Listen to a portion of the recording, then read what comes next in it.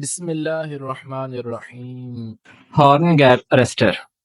Horn gap arrester दूसरी type है जो लाइटनिंग के अगेंस्ट प्रोटेक्शन प्रोवाइड करती है। ये प्रोटेक्शन जनरली ट्रांसफार्मर या डिस्ट्रीब्यूटर के साथ लगी होती है। हॉर्न गैप अरेस्टर होता क्या है? ये बेसिकली इसी तरह के रॉड्स होते हैं, पर्टिकुलर डिस्टेंस के साथ चल रहे होते हैं। जैसे जैसे टॉप की तरफ जा रहे होते हैं इसका डिस्टेंस बढ़ता जाता है। पोजीशन 1 पर देखें, यहाँ गैप कम है और पोजीशन 2 पर गैप बढ़ गया। फिर पोजीशन 3 पर देखें तो गैप मजीद बढ़ गया।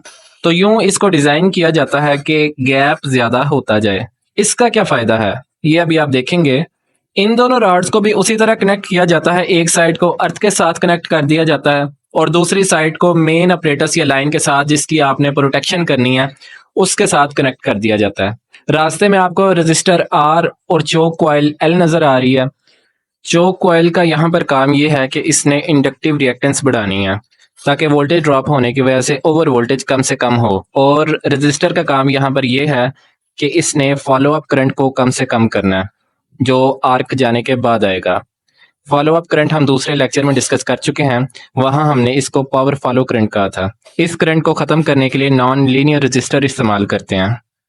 नॉर्मल कंडीशंस में गैप मौजूद रहेगा और कोई करंट फ्लो नहीं करेगा, लेकिन जैसे ही ओवर वोल्टेज आएगा तो सबसे पहले पॉइंट 1 पर जहां गैप बहुत कम है यहाँ पर आयोनाइजेशन होगी, यहाँ पर कंडक्टिंग पाथ बनेगा और करंट ग्राउंड की तरफ जाना शुरू होगा और आर्क ऊपर की तरफ फ्लो करना शुरू कर देगी और पॉइंट 2 से होते हुए पॉइंट 3 पर पहुंचेगी। तो दोनों के दरमियान फासला इतना ज्यादा हो जाएगा कि आर्क खुद ब खुद बुझ जाएगी। यही कंसेप्ट सर्किट ब्रेकर की एक टाइप में भी इस्तेमाल होता है, लेंथनिंग ऑफ आर्क, जिसमें आर्क की लेंथ इतनी बढ़ जाती है कि जिसकी वजह से आर्क खुद ब खुद खत्म हो जाती है। इसको कहते हैं सेल्फ क्लियरिंग एक्शन। इसमें हमने नॉन लीनियर रजिस्टर भी ऐड किया हुआ है जिससे फॉलो अप करंट भी नहीं आएगा, जिसकी वजह से रॉड गैप अरेस्टर में शॉर्ट सर्किट का मसला पैदा हुआ था। वो मसला तो यहाँ हल हो गया, लेकिन इसकी भी कुछ लिमिटेशंस हैं कि कोई परिंदा अगर इसके ऊपर आके इस तरह बैठ जाए कि एक पाँव एक रॉड पर हो और दूसरा दूसरे रॉड पर हो तो गैप ब्रिज हो जाएगा।